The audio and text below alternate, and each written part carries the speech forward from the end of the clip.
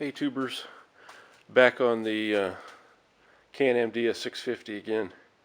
So late last night I was doing some thinking. I had a choice to make. Do I keep trying to troubleshoot this stock wiring harness that's it's missing some stuff, missing a starter solenoid for one thing. Had to kind of make a makeshift thing to arc my starter with here, with a block of wood and a couple of bolts.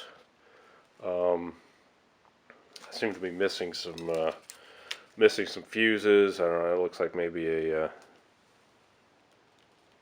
relay goes in there or something like. Anyway, the stock wiring harness is missing some stuff. Do I keep fighting with it? Do I keep trying to work with it? There's some safety features. You know, your oil pressure light, neutral switch, brake switch wiring. There's some kill switch features that come with these things, lights, or do I just go ahead and bypass all that and make my own wiring harness and maybe work in some of those features later when I get a little smarter on them. Well, I decided, I'm just going to make my own. Use my cheap Chinese CDI. There's my eBay CDI box, and I went ahead and got a.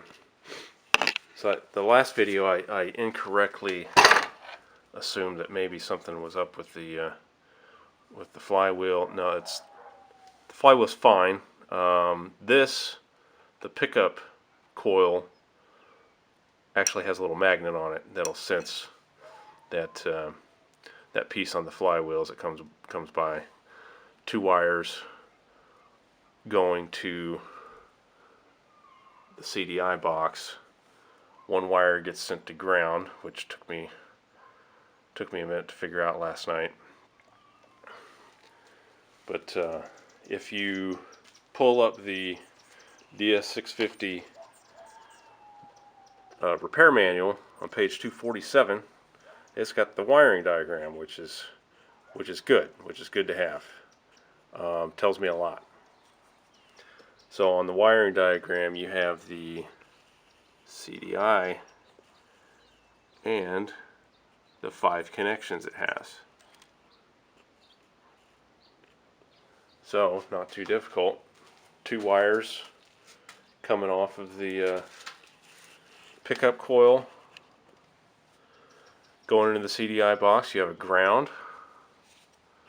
You have this is a DC CDI, so it's powered directly from the battery. Red wire goes to the battery, and of course the color codes on these Chinese jobs are who knows. I had to hack the plug off of it and then compare that to the stock setup, and then go back to the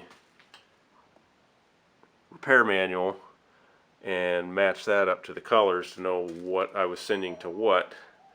But after a few minutes of figuring that out, this orange wire goes to the ignition coils.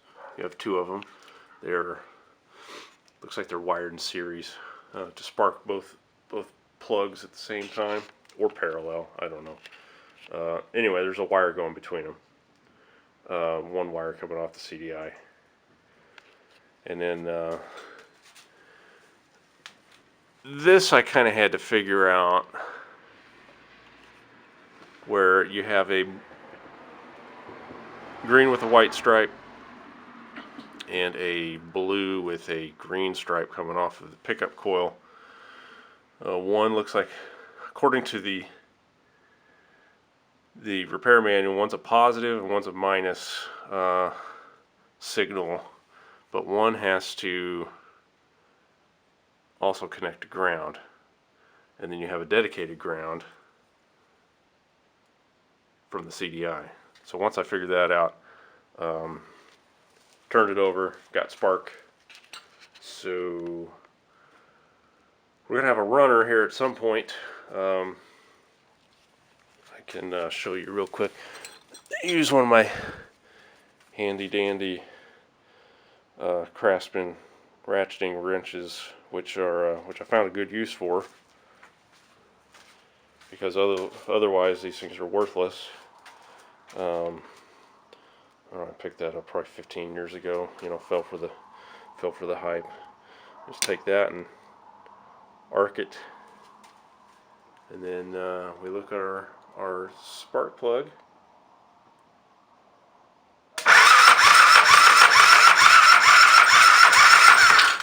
And we have spark. So we got a runner. Clean this up and maybe smash a carb on there. I do have a replacement eBay carb. I don't know. These are probably, I think I paid $50 for this. I try not to. They're probably all the same. I try not to get the cheapest, $23 jobs. I try to see what has. They probably all come from the same Chinese factory, though.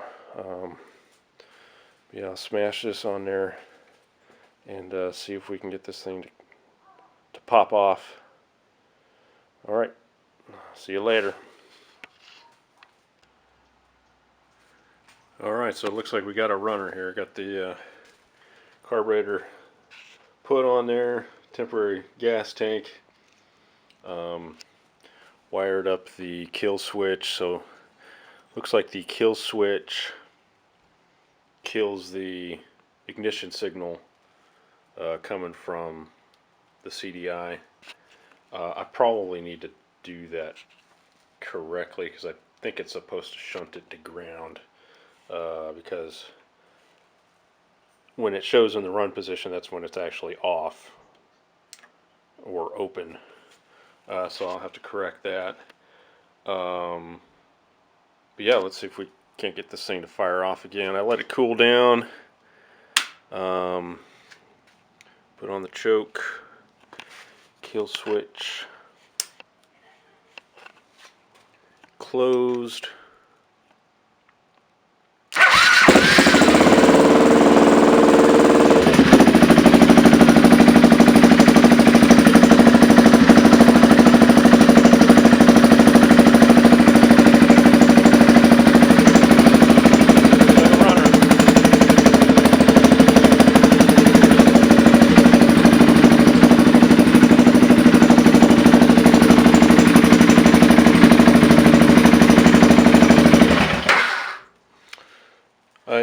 I ran it for a couple minutes.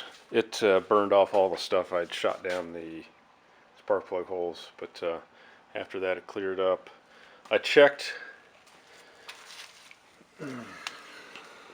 the oil filter, since I don't have the oil sensor hooked up. I don't know where the connector is for that. It was one of the things I was missing. I put a test light on it. It wasn't lighting up, so maybe it's fine, but I took off the oil filter cover. This was full of oil, and the bleed screw was kind of stuck. I didn't really try to get it off, but too bad. I didn't want to strip it out. But it looks like there's oil getting pumped in there. When I did the oil change, I filled up the hose running into the crankcase, this one right here. Filled that up with oil and then quick connected it right there to the crankcase. So I'm pretty sure there's no air in the system. Seems like it runs a little lean. I don't have an air filter for it yet. Got one on the way. I do have some jets. However, going to take these screws off to maybe adjust the needle height and the bottom, the bowl screws, I could not, they're on there so tight. I could not get them off first try with a regular screwdriver. Because from what I've read, these come with a 165 main jet, and if this thing's been hopped up, and I don't have the stock air box on it, so it's got unrestricted air going in there. I'm definitely gonna be lean when I give it throttle. So that's something I'm gonna have to work on. Maybe apply some heat to those screws and see if they'll come out. But other than that, let's see. I gotta figure out. Let's see. I got this electric fan here. I'll probably route that to a switch. See if I've got a relay hanging out somewhere. I can run that to a switch and turn it on whenever I want. I guess the next step, I dumped some Rizlone radiator cleaner into the radiator. Let that circulate around, then I'll flush that out and change the coolant. Now that I know it seems like a pretty solid runner. Still gotta wire up the rectifier. It's the plug coming out of the stator, so that'll plug up. Should be able to use the stock harness for that. We'll see if I get a signal out of that and wire that to the battery. Then I got to move the battery to the what's left of the tray back here. And my starter solenoid did come in today, so I'll get the starter circuit wired in, and then maybe take her for a ride. Alright, here she is, all wired up. Got the battery put back there. The battery holder's a little catawampus, you might say. But I'll work on that. Straighten that out a little bit. Got my new solenoid installed. The starter circuit is hooked up. That's that white wire running to the front, runs to the starter switch. Still using a temp gas tank, waiting on some 5/16 fuel line to come in, and also waiting for my air filter to come in. So I'm using a Meguiar's wash mitt clamped on there. Seems to do the job. Left most of the stock wiring harness intact, minus cutting the head off the switch cluster there. But yeah, got the stator wired up, connected. It's running to the voltage regulator, and it is charging the battery. Made some grounds there, and I think we're running pretty good. Pretty much fires right off now. It's been sitting for a minute. Run.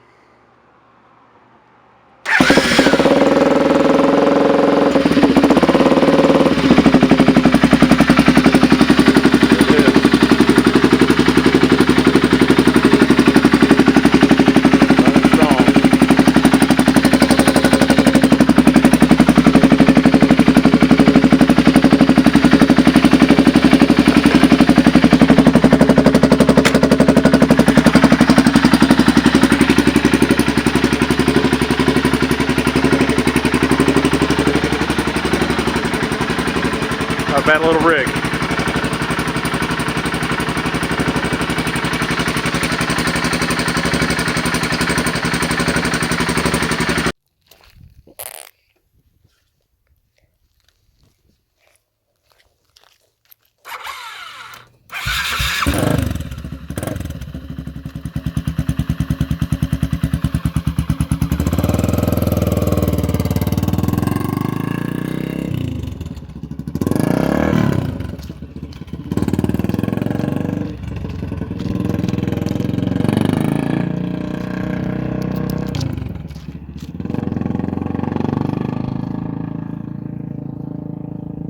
There goes Dad on his four-wheeler.